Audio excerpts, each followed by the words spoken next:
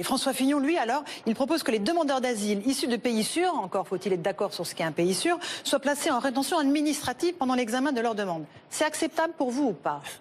Il faut être concret et réaliste sur ce sujet de l'Europe où c'est, il faut bien le dire, assez compliqué parce que les Français, comme beaucoup d'autres peuples européens, n'y croient plus beaucoup. Moi, je voudrais d'abord, avant de répondre à votre question concrète sur les migrants, j'espère qu'on pourra revenir après à la politique économique européenne parce que sinon, on ne répond pas aux mêmes questions les uns les autres. Sur l'enjeu du moment et de cette élection présidentielle en France, donc nous, candidats à la primaire, nous devons répondre clairement, est-ce que oui ou non, la France veut continuer à participer à la construction européenne? Est-ce que oui ou non, la France veut être un moteur de la construction européenne? Pour ma part, je réponds oui, clairement oui, à ces deux questions. Je le dis parce que si nous sommes dans une logique d'affrontement au sein de l'Union européenne, alors nous ne pourrons pas régler la question des migrants. Tout le monde n'a pas la même approche sur les migrants en Europe. Moi, ce que je propose, bien sûr, comme l'ont dit d'autres candidats, qu'on renforce l'agence européenne, Frontex, qui contrôle les frontières extérieures de l'Union européenne. Mais il faut être concret par rapport à la Méditerranée.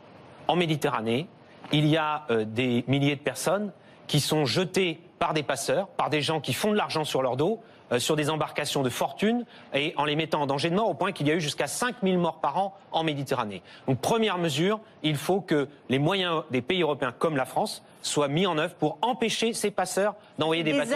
C'est la marine nationale française qui peut être mobilisée comme elle l'a déjà été. La Méditerranée. Deuxième mesure, il y a des associations, des organisations non gouvernementales qui se sont créées pour secourir, pour venir porter secours. Il faut que l'Union européenne leur donne des moyens. Je pense que ce sera plus efficace si ce sont ce sont des organisations non gouvernementales qui viennent parfois, SOS Méditerranée, qui viennent au secours des migrants. Et ça, l'Union européenne doit financer cette politique. Ma question sur François Fillon, c'était est-ce que vous êtes d'accord pour que les demandeurs d'asile soient placés en centre de rétention administrative pendant l'examen de leur demande? François Fillon, il ressort il y a quelques jours dans un meeting à Nice le mot d'ordre du Front National, c'est-à-dire l'immigration zéro.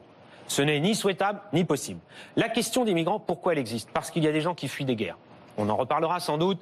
Ou la misère économique. Notamment la guerre en Syrie qui a jeté des millions de personnes, d'abord dans les États voisins, mais aussi vers l'Europe. C'est aussi les réfugiés climatiques. Une nouvelle sorte de réfugiés qui fuient les endroits qui sont particulièrement frappés par le dérèglement climatique. Et on sait très bien, par exemple, que la progression du désert au Sahel, en Afrique, est liée directement au dérèglement climatique. Donc il faut traiter évidemment ces questions au fond et dans le même temps accueillir les réfugiés. Il n'y a pas besoin de créer un nouveau statut. Il y a le droit d'asile qui existe en France. Il faut le faire bien fonctionner et accompagner les demandeurs d'asile par un vrai parcours d'intégration en France et leur permettre de travailler dès qu'ils ont déposé leur demande d'asile.